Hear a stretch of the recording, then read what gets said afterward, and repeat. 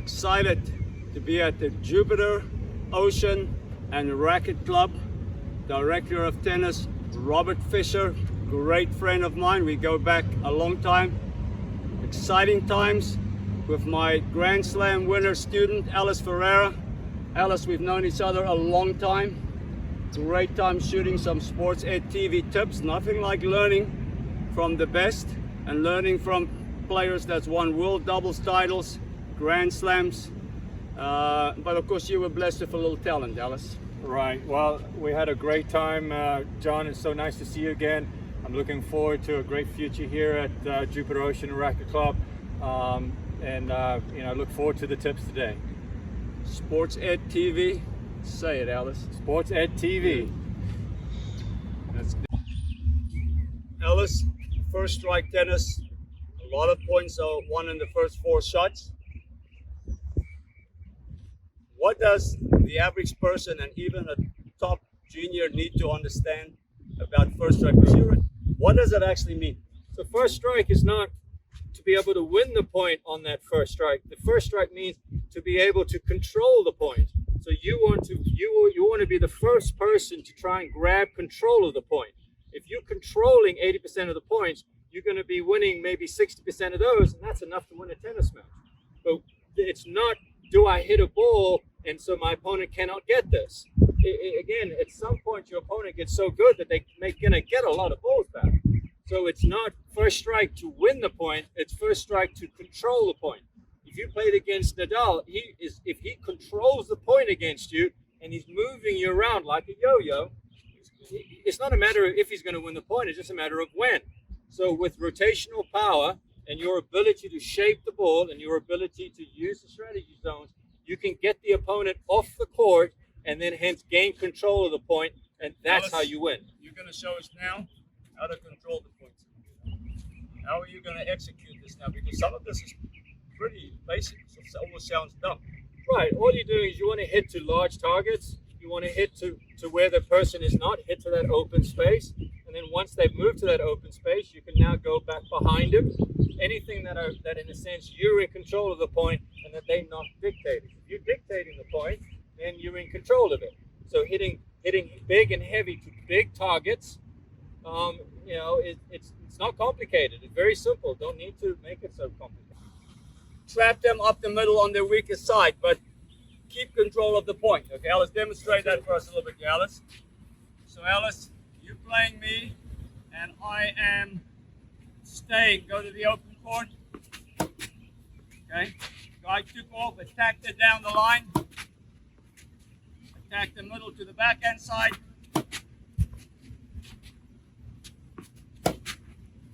Again, Ellis is calling the plays and the shots here. You have to have the ability to execute, but this is so easy, this modern day game. Now, Ellis, what are 3 ways you can lose control of today's modern day game? Well, first one is hit the ball down the line too early, because now you're on the same side as the opponent and they have the ability to now hit this cross-court ball, and now you're going to be running to the open court and you're going to be under their control now. Yeah, it's very difficult. You've got to be careful not to be on the same side as your opponent. If you're hitting the ball down the line and the opponent's already there, then they just hit a cross-court and now you're off to the races. So again, that's why the cross-court shot is by far the most used shot in the modern day game, because it gets the opponent to move. And then when I go down the line, it's because I can gain something from it. So let's demonstrate this, Ellis. I'm going to throw you 4 balls here. Ellis, you're now going to go down the line and hit the ball. And now they put a cross court, but now you got to go a long way to hit that ball, right? Correct. Okay. And also the middle of the court doesn't stay the same. The middle of the court will move. So if I'm over here and I hit the ball down the line, the middle of the court is actually over here. And that means that it's equidistant. It's the middle of where the opponent can hit the ball. If I hit the ball cross court from here, the middle of the court is literally here. I don't have to go anywhere. But as soon as I hit the ball down the line, my middle of the court now is here, so I have to move to it. So why would I want to do wind sprints? That creates a secondary problem. They could catch you on the move and go behind you. That is the most basic dumb play in tennis. Absolutely. Right? Ellis, this relative middle recovery, talk about it, because now let's say you are in a rally and you are playing down the line. What happens? Correct. So the important thing is people need to understand that this middle part of the court here, that is not always the middle part of the court. It just means that right now I'm equidistant to where my opponent can hit the ball. As soon as I move over here and I hit this ball down the line, my opponent can hit the ball from here and can hit it all the way wide over here. So the middle of the court now actually moves to about here. So as I hit this ball down the line, And Ellis, the same thing happens for the other side. and now it's the same thing with the other side. So if I go here and I hit this down the line, then the middle of the court is here. So that means as I'm hitting the ball down the line, I have to do wind sprints in order to be able to get to the middle part of the court. When I hit the ball cross court, the middle of the court is literally right here. I don't have to move a whole lot. So be aware that when you hit the ball down the line, this relative middle will move. So Ellis, I'm going to give you 8 balls here. Pretend we're getting ready for Michael Chang. You're playing singles. You know, Right. you're playing the first. I'm going to give you 4 balls where you hit down the line and you recover. 4 balls where you hit it cross court, and let's see the difference. Right. Okay.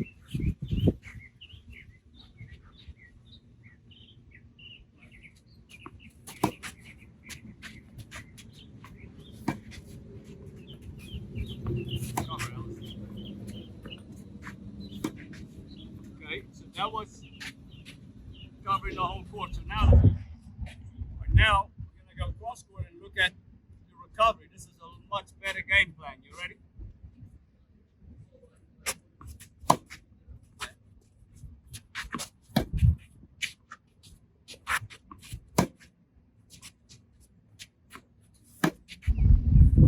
So, John, obviously with the ball being shaped differently and hit differently, does feeding change? How have you seen that change over the years?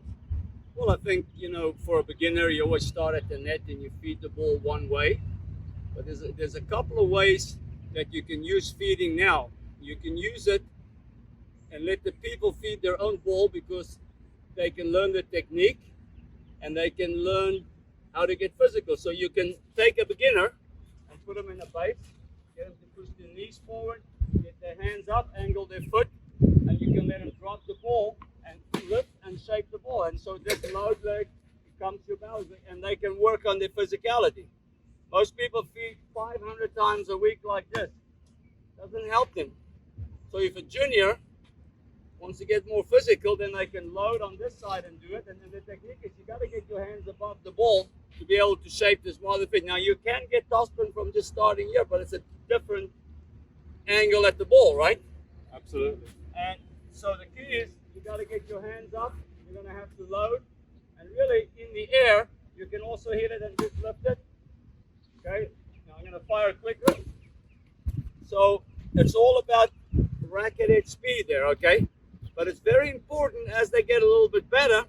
I was watching pros at the Miami Open, and some of these coaches won Grand Slams, and if the average ball is 4 shots long, and they feed this ball like this, does that help you, Ellis? No, it doesn't, because one of the balls is not a true representation of the type of a ball you're going to get. So we need a feed ball that's a true, and so that you are accountable. If I'm practicing with you, hey, let me give you some good practice. So Ellis, you go over there. I'm going to run that side. Ellis, what do you want? A high forehand? Yeah, nice high forward. Well, I'm going to have to load, get my hands up. I probably need a semi-open movement here, right? Not going to go diagonally forward from this part. That's a good movement. I might even step back. So how are you going to shape this ball? You got to get your hands up. You're going to load. What type of shot do you want, Ellis? Give me a nice high forehand. I'm going to have to load. If he wants that high, I'm probably going to have to leverage this left leg, because else I'm not going to get that shape. I need a little coil on the left side of the body to pick this ball up. That was a nasty ball I hit you there, Ellis. But if I don't leverage this left foot, I'm not going to feed that ball. But that's on a high level. just want to feed it there. And if you're a beginner, make sure you load. You can drop the ball and just roll it there. Now I can elect to step diagonally forward and do the same thing. Just get my hips through. I can elect to do the same thing on the back end. I can load and I can get my hands up. That a pretty good shape. So how did I shape that ball on the back end? Because I promise you when I was 18 I couldn't do that. I got my hands up, I loaded, I created some tension here, and it was easy. So it's a nasty one-handed, but it's all about technique. You roll it up, you load, rotate. But it's important that you practice a feed that they're going to practice. Maybe some girls' matches are a little flatter. You might still want to practice this. Look how happy Ellis is going to be now. I'm going to hit this ball a little flatter. You love this, yeah? So maybe, if you have people that play flatter, but make sure you're feeding balls that are relative to what the person needs and who they're playing and their level.